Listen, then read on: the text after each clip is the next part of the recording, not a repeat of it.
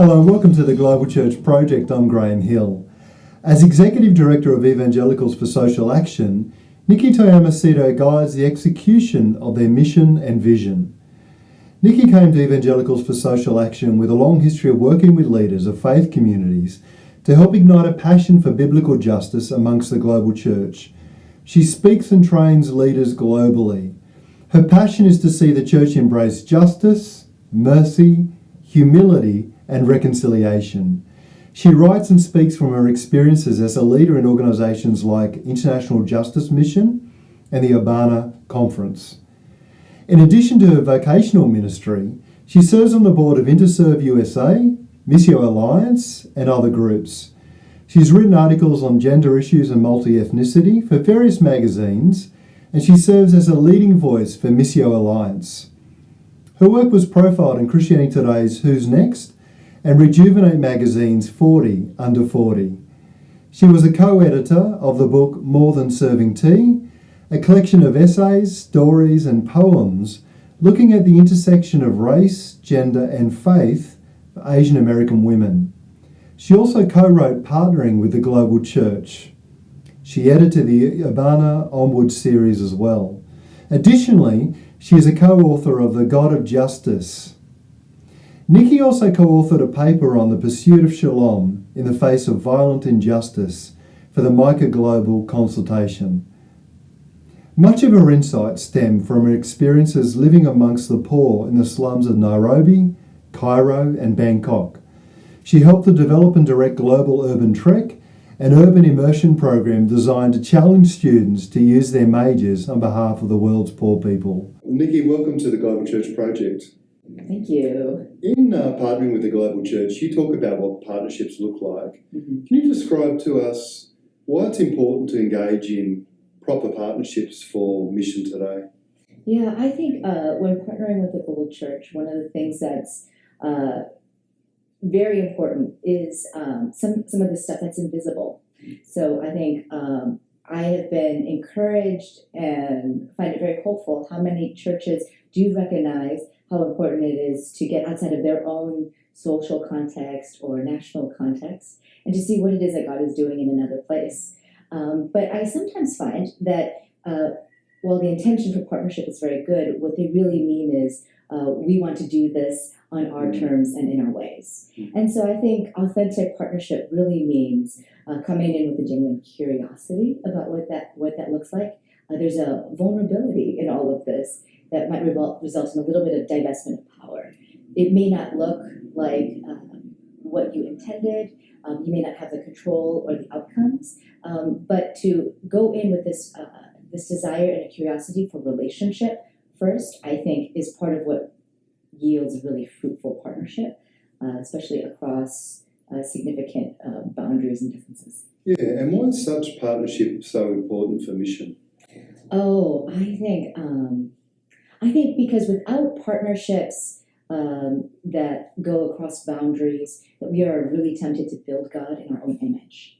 And so it is these kinds of global partnerships that actually reveal to us the things that are the universal truths of God that surpass a people, a place, and a time, and which are the things that are actually more reflective of our culture's interpretation of what it means to follow Jesus. So I remember when I was doing some partnership in a community that as I would talk about this one TV show that at the time was very popular in the U.S. called Who Wants to Be a Millionaire? And I was just talking about this and how a local Christian leader had tried out for the show. And I was so surprised at the rest of the community. It was predominantly an African church leaders community. They looked at me with utter surprise and said, well, this person is not a Christian, are they? And it took me aback. Because for them, it was very obvious that no Christian leader would try out for a show that was called Who Wants to Be a Millionaire? But from within my own context, I didn't realize I had sort of this blindness that the following of Jesus and the pursuit of millions could be compatible. And what sort of issues arise, like finance and power and control, when partnerships are explored? Yeah, actually, those are the issues that arise. I think everything is great before there is any conflict. But the areas that generally arise around conflict are things like money, decision-making, and leadership. And in order for partnerships, I think, to really thrive or to be authentic, there has to be a mutuality in that partnership. There has to be this sense that whatever it is that the other brings is just as valuable or more valuable than what I bring to the table. And this real sharing of decision making, or who are the leaders. Sometimes I see lopsided partnerships where one party retains all the final say, or one party is paying for all of the bills. And there's a way that creates a power dynamic that undermines true and authentic partnership. Now, you've been involved with an organisation called International Justice Mission. Yeah, that's right. Can you tell us something about that work? Yeah. For a time I was involved with a group called International Justice Mission, which is a group of Christian lawyers and investigators and social workers that are trying to help those who are victims of violent injustice. So it might be people stuck in human trafficking, widows, orphans, that sort of thing. And you're currently involved with Evangelicals for Social Action. Can you tell us about that group? That's right. I'm the executive director for Evangelicals for Social Action and the Cider Center. And this is a network of people who are tethered to Jesus. And part of what we do is we seek to follow Jesus in all areas of our life, both in personal ways, but also realizing that our discipleship brings us out into the public sphere. And we hope that following Jesus affects the ways we show up as neighbors in our communities, the way we participate in our civic, political systems, these sort of things. There's quite a bit of discussion at the moment around social justice and the gospel. Yeah.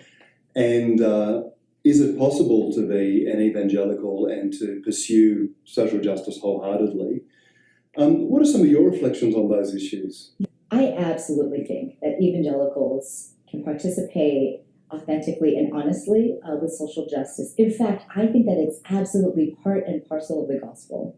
So I think that it used to be that that evangelism was proclaiming the good news about Jesus. But the times that we live in have really changed. And people no longer are saying, oh, I believe in a God, but which God is it? And there's apologetics for that. But rather, the questions that people are asking are things like, religion makes people do really bad things, or talking about how religion corrupts and creates sort of radical extremists.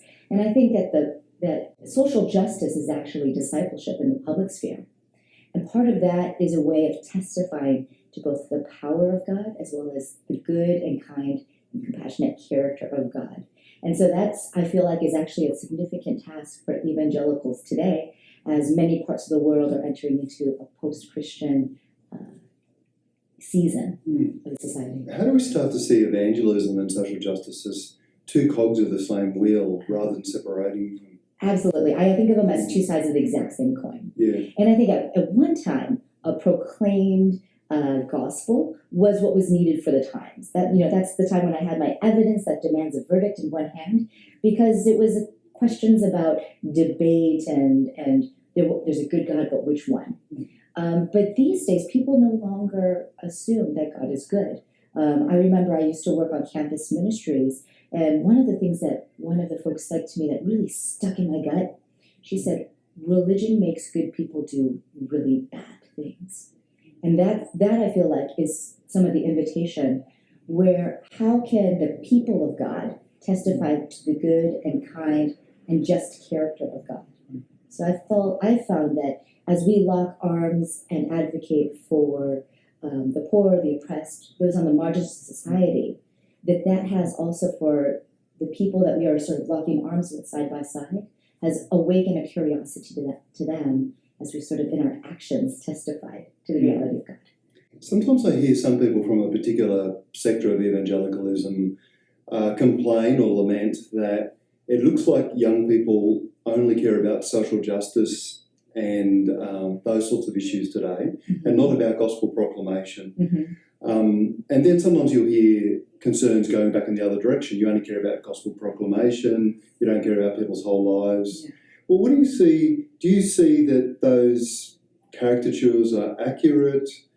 What do you see happening in the US in terms of evangelicals today? Yeah, absolutely. I would think of it a little bit this way, that each generation is holding a gift that God has implanted in that generation for that season in time. And so I think that there was a season where a clarity of a proclaimed gospel was the exact thing needed. And that was right and good for the time. And then this younger generation, I appreciate part of what they carry in that generation reflects God's very own heart, his own care for those who live on the margins, an identification that many people are part of God's family, this sort of a thing. And I don't know that I'd say that there is a lack of proclaiming. I would say that really, and I'm not totally sure that proclaiming is the main thing so much as testifying, right? Testifying to who God is, testifying to the character of God and pointing to God's story in the people. And I think that it may be right and good that this generation is participating and demonstrating God's heart for justice, God's heart of compassion, because that exactly meshes with the times that we have right now. What do you think integral mission is? And the reason I ask the question is because I don't know what it's like in the US, but in the Australian context, yes, the phrase integral mission doesn't have a lot of currency and it's not well understood. Yeah.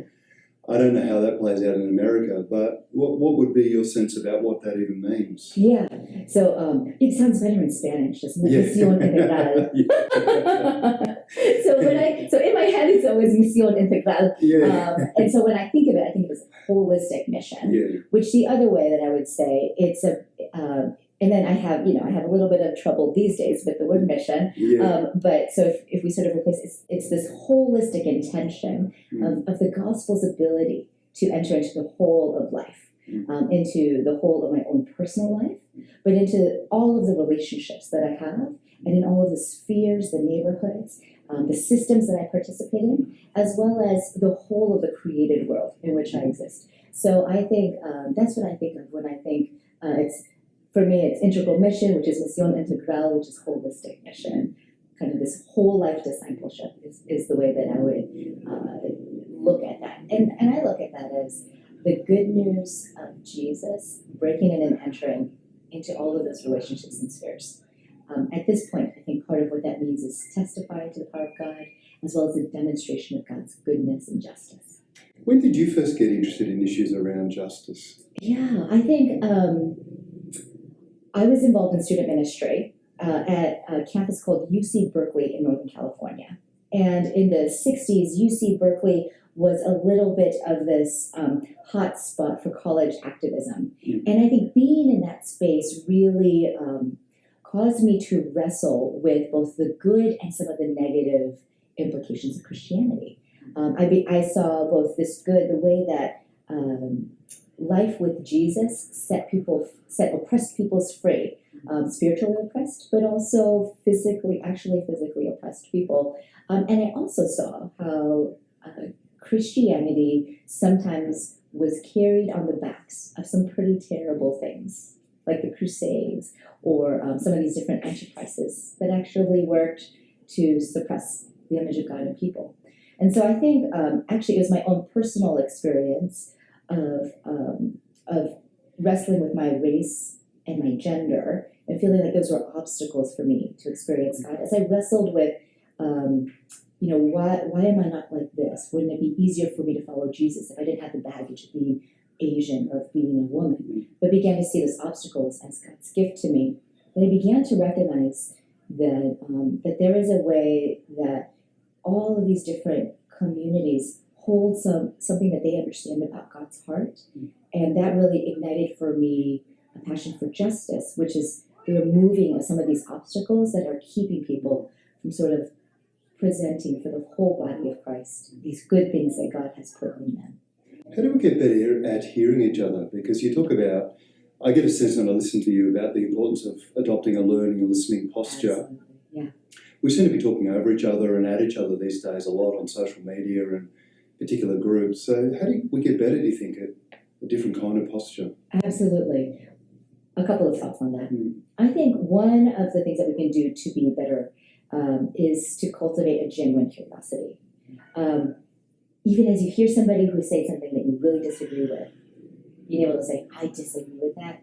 but I am genuinely curious because I think that there's something of God's truth that you understand that I don't understand. So a little bit of that posture. I think the other is a commitment that if we begin to draw the sandbox around who is in and who is out of the sandbox, that we recognize that we're actually limiting our understanding of God, and that without my understanding and being in a relationship with other Christians in other places, I'm actually tempted to build God in my own image. So that keeps me, I think, committed, even when what you might be saying is causing dissonance for me. But I actually want to understand something about what you understand or reflect about God, because without that, I have an impaired understanding of God.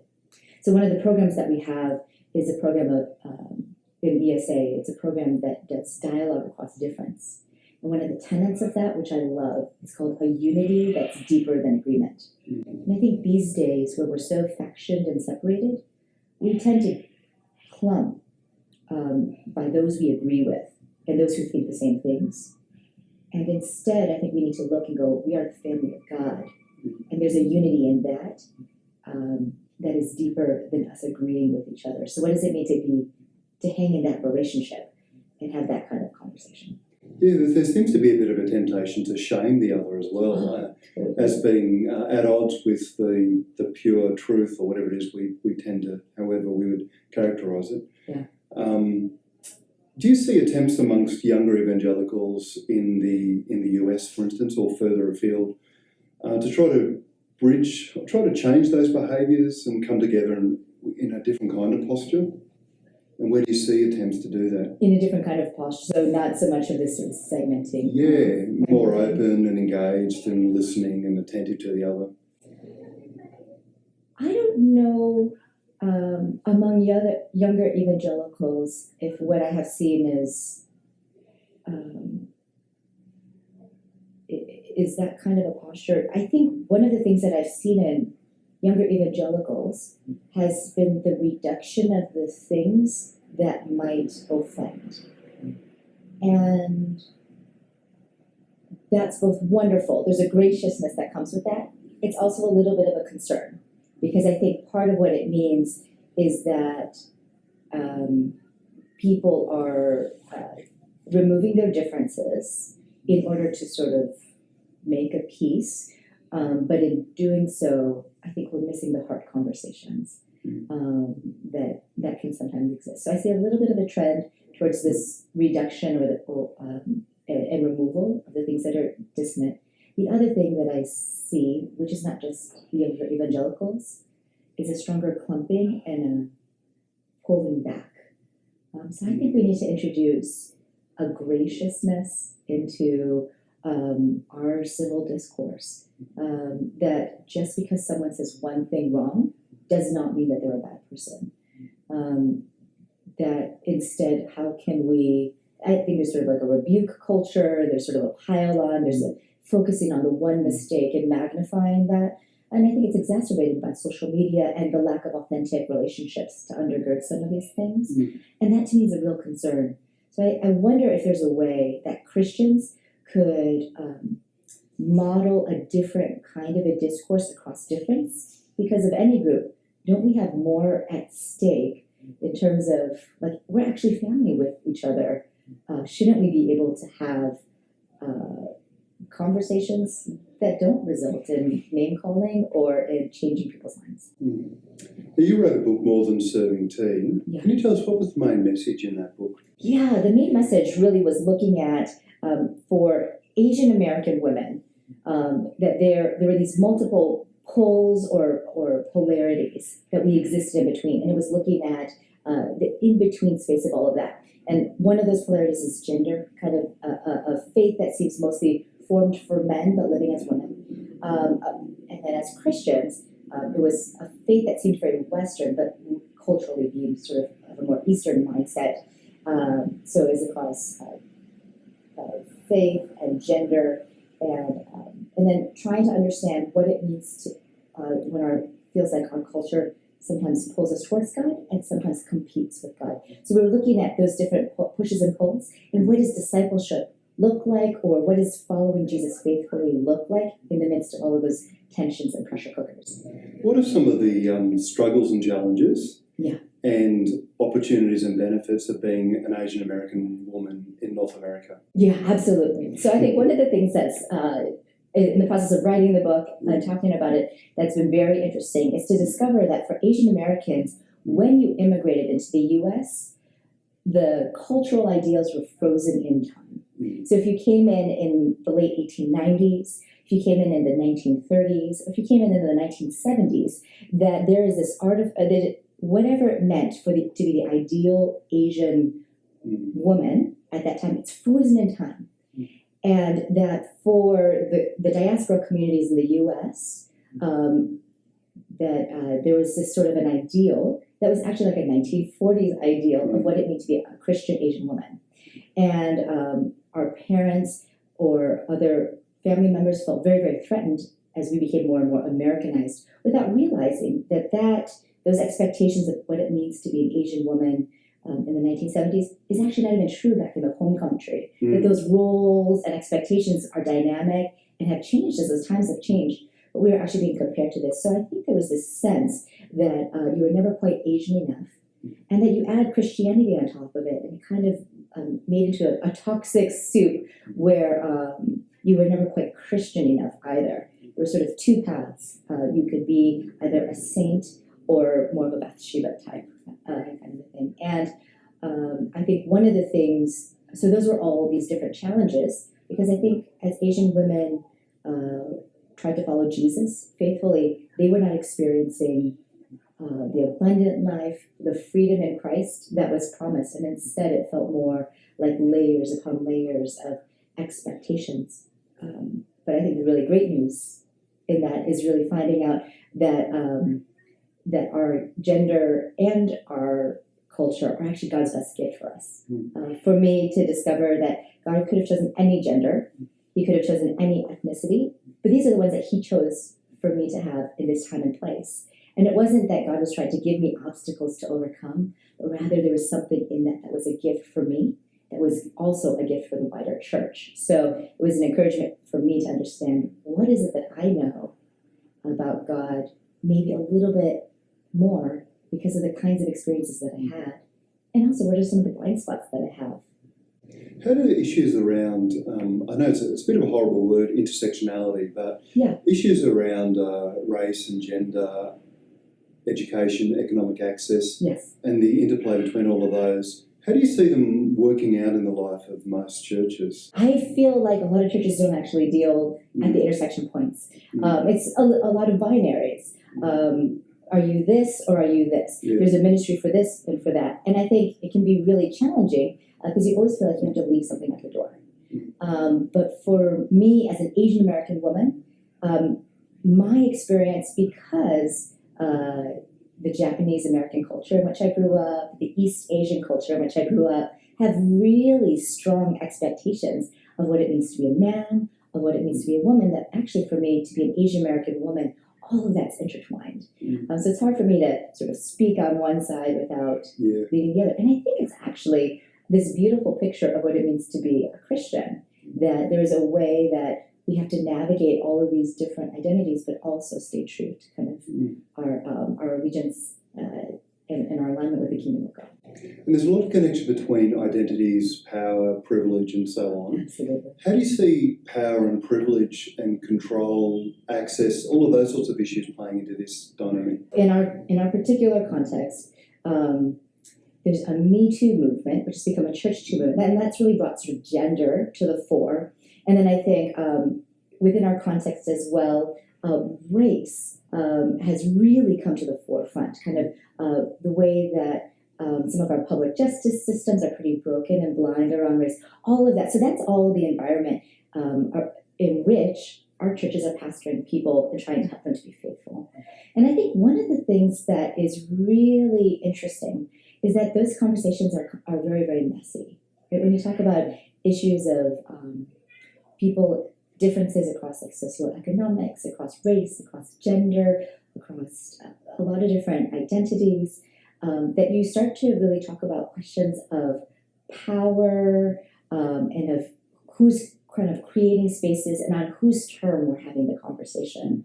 And I think that's really, really challenging and hard. So I think one of the things that I wish that our churches had more of is a bit of this posture or this recognition of the gift of displacement and dissonance. That we should not feel comfortable in this world because we're actually citizens of another kingdom, right? We're just kind of passing through. And yet I think when we have these hard conversations, there is a lot of dissonance, and people get threatened very easily, because we don't have this posture of like, how do we be people who make mistakes graciously? Because actually in our weakness, that's where the power of God is actually shown. So it's not about us saying all the right things. It's not about us making the right programs or decisions, but rather it's about us genuinely seeking after the heart of God and recognizing that there are social structures in place that might keep us from the goodness that other people might have for God's global family. So what do you think all of this means for the church in this changing time? These changing times, I think, are unsettling patterns and behaviors and different postures. And I think right now it can be something that feels disorienting, but I think in the long term, it's actually going to serve as a real gift to the church. So, for example, I think in my particular context, the church is learning what it means to operate from less of the centered place of power and learning to operate more from the edges. And what does that mean to not have the ascribed power that it used to have, but rather and I think that's actually a gift, because I think when the church has too much power, it can actually conflate itself and its role, and it loses its prophetic edge, right? That the church is supposed to be one of those things that lives prophetically aligned with Jesus and his truths, and is doesn't fully participate or endorse these different things. So I feel like one of the things, I think we have massive waves of immigration, we have mixing of different kinds of people, and that's I think shaking people's understanding of who is it that we are and kind of who are our people, and people are beginning to draw those definition lines in smaller. And so I think that's the reaction that people are having in these times. And the invitation to the church is, how can we grow our hearts instead of shrinking our hearts to be smaller and smaller and drawing that line around the people just around us and who look like us? But how can we have this prophetic imagination for what the fullness of embracing all of God's people, what that looks like?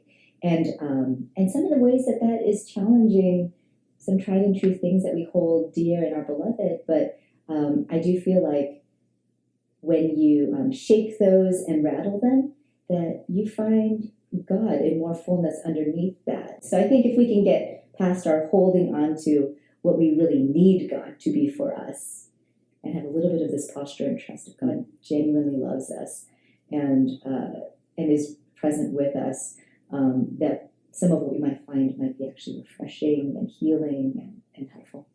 How do you think Christians should relate to issues around undocumented immigrants and asylum seekers? Yeah, well, I think our general principle needs to be this, that all people are image bearers of God, right? Everybody bears the image of God. So I think if you think about that, and you think about that without this person, or without my being in a relationship with this person, that I am tempted to build God in my own image, that I think that should inform some of our stances on some of these issues. So the conclusion for that is, I think when people use phrases like illegal alien, what they are doing is they're stripping the made in the image of God-ness of that person and making them an other and saying, you are not welcome here. I think in that particular issue as well, there's so many things, so many scriptures that really call on God's people to remember the ways that God journeyed with them when they were aliens in the land, and inviting us to be hospitable to the foreigner, because that's part of how we receive God's love, is when God was hospitable to us. What do you think are some concrete things that local churches can do to be this sort of beautiful, diverse mosaic of cultures and ethnicities, respecting each other's genders? How can we be that kind of people today? Yeah. Well, one of the things that it doesn't mean is just packing your pews with lots of different looking people. Because I think that's the first thing people go to, and they take lots of pictures on that, and they put that on the website. So that's not the first thing. I think part of what it really means is cultivating in your church community a bit of an awareness of what it is that, like, what's God's story in that church community? What are the ways that God has shown himself faithful? What's the way that God has been weaving his story in that church community? And then cultivating a curiosity, how is God weaving his story in the neighborhood around us, in the Hmong church across the street, or this other ethnic church across the street? And then for the church to have some tools to be curious learners about what it is that this other community understands about God. So, for example, one of the things that's been really helpful for me is understanding some of my Latino and Latina brothers and sisters and their understanding of God and God's family. Because as an Asian person, we have a very high view of family, but in some ways a very dysfunctional practice of it. And so, so as I've gone in and fellowshipped in Latino churches, this familia of God is very, it's very redemptive. And then I go back to the scriptures and I begin to see, because I've seen this lived out in that community, I begin to see the scriptures differently of what it means for God to be a father who looks out and sees his son coming back off the horizon and runs. Because that was an image I didn't really have access to from my own experience, but I think that's an amazing gift that the Latino church understands, a story that they can understand or can help us imagine because of their own values and the way that resonates with the heart of God. I mean, Me Too and Church Too have shown us that one of the groups in the life of the church that has suffered tremendously have been women. Yes. Well, what's the good news of Jesus Christ for women? Oh, there's so much good news, but it's buried under a pile of a whole bunch of bad news. I absolutely love the different ways that I always go back to how did Jesus interact with women, and there are so many of these prophetic interactions, and that's to be quite true the hope that I have. Right, it's Jesus pausing for this bleeding woman who was socially ostracized, spiritually removed from her community, emotionally a wreck, and she was poor physically, right? Her health was a mess. And Jesus is going to Jairus, this very influential man. He's so important, he's named in the scriptures. So Jesus is on his way for that, and he stops for the bleeding woman, right? He stops there, he looks and he sees her. He could have healed her and kept going, but he stops and he looks and he sees her. And in doing so, proclaims, right, her healing and her cleansing and restores her holistically. Restores her to her community, restores her to her ability to relate to God, restores her economic. I mean, there's this holistic restoration that happens there. And that to me is such a tender picture of Jesus with women. There's Jesus with the Samaritan woman at the well, Jesus with Mary and Martha. There's these amazing pictures. And then I look at the church, and I see that there are ways that that the church creates these different systems that prop up leadership without accountability, that lack mutuality or genuine relationship, or sometimes confine women to women's ministry and children's ministry. And I think that it would be fantastic if people could understand the ways that we are doing theology with our life, because I think we would understand the scriptures in much more interesting ways. I think there are things that women understand about God. Some of the images in the Psalms, are amazing reflections of kind of this feminine side of God.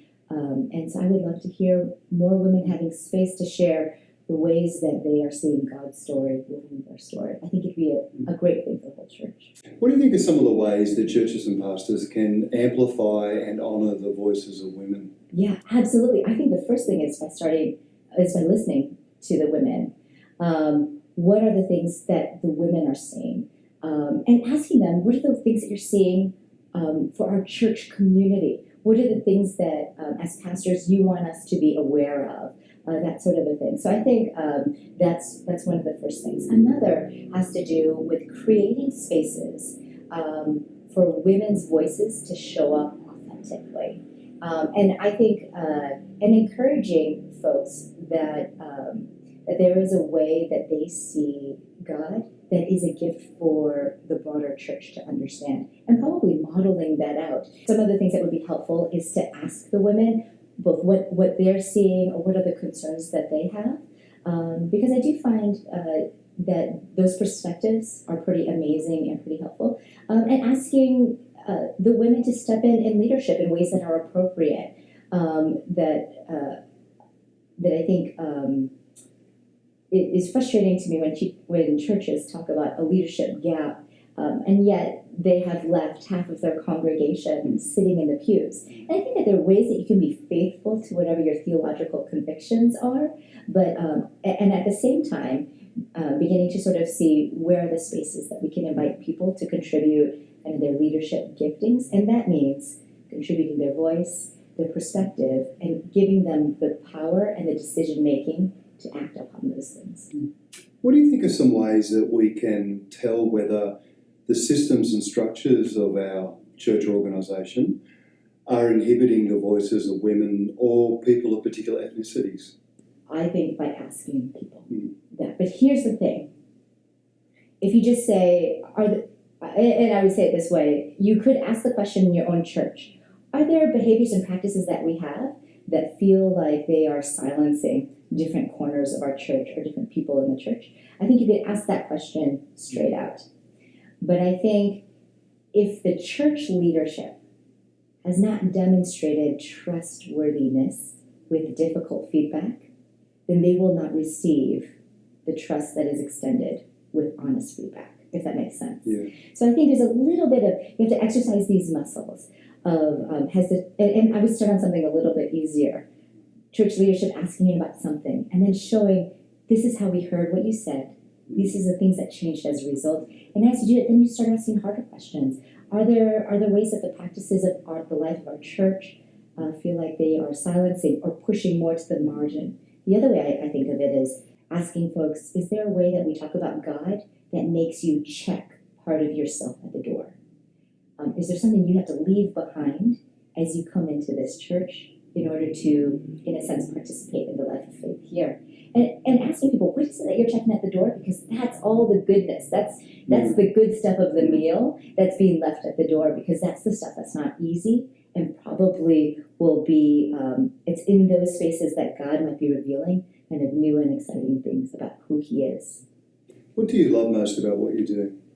I think one of the things that I love the most is that I feel like I have a front row seat to what God is doing in lots of different places. And I feel it stirs my imagination to see the creative ways that people are taking the truths of God as revealed in Scripture and sort of holding God to his word and seeing these really creative manifestations of that. So I was just talking yesterday to some folks who, in our context, there's a lot of concern about rising Islamic radicalization.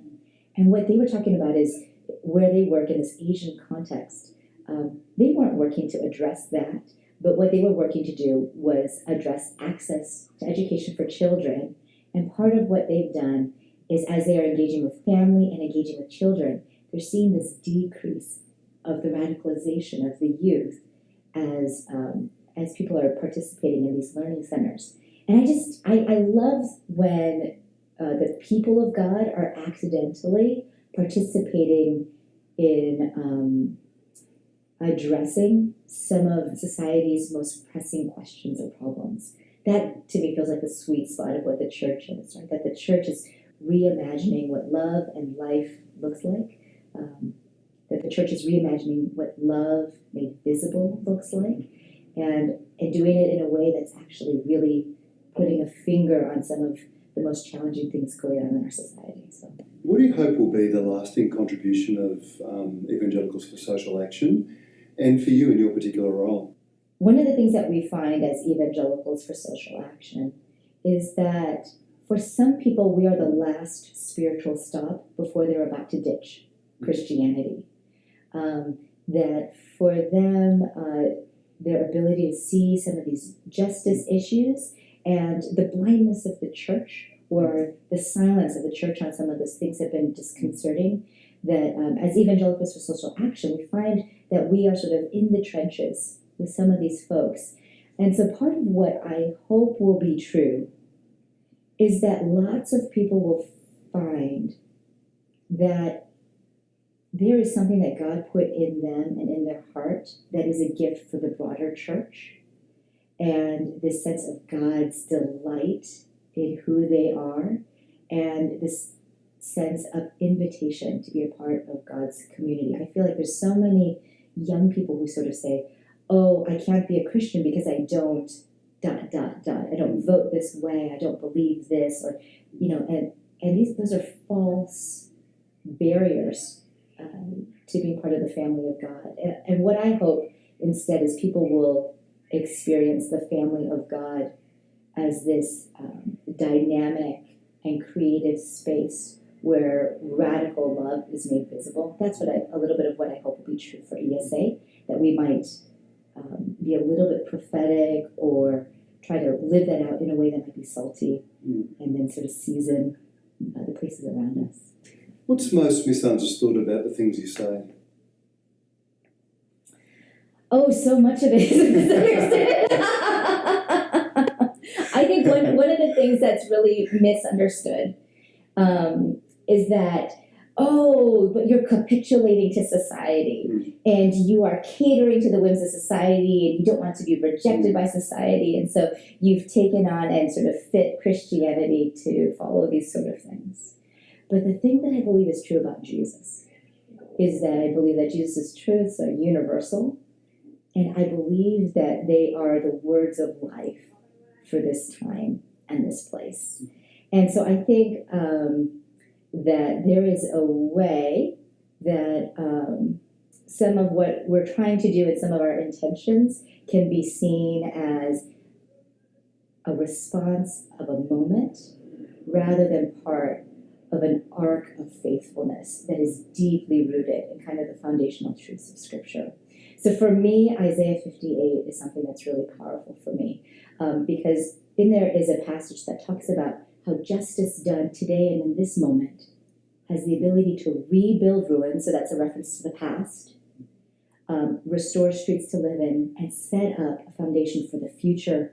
So that I don't know how it works, but there's a way that God can take faithfulness in this moment and use that to restore, to repair ruins, these cycles of injustice or these traps that people find themselves in, that can bring relief and restoration in the moment and can set up a new narrative and reality for whole communities of people for the future. It's a mystery. I have no idea how that works, but for me, that's a little bit of what animates or fuels me. For me personally, my family, I'm of Japanese American descent. And part of my family's story is we were part of the mass incarceration of Japanese Americans during World War II. And by most accounts, nobody stood up for the Japanese American as they were being carted away and put into these prisons out into the desert. So when I'm participating in justice, when I'm standing up for refugees, when I'm standing up for dreamers, which are young immigrants who were brought over while they were youth, I'm doing that. Part of why I'm doing that is because nobody stood up for my family as we experienced it. So I feel like I'm participating in God's redemption of my own family's story. So I'm not doing this. I think there's a way that we need to sort of recognize this way that God invites us to sort of participate in what it is that He is doing. We do it for our personal redemption or our personal repentance, but also kind of for the participating in what God is doing in our whole society. Well, thank you for joining us at the Global Church Project. Great. Thank you so much for having me. The Global Church Project is located at www.theglobalchurchproject.com. On our website, you'll find a wide range of interviews and resources for colleges, universities and churches. I look forward to your company next time. From me, goodbye.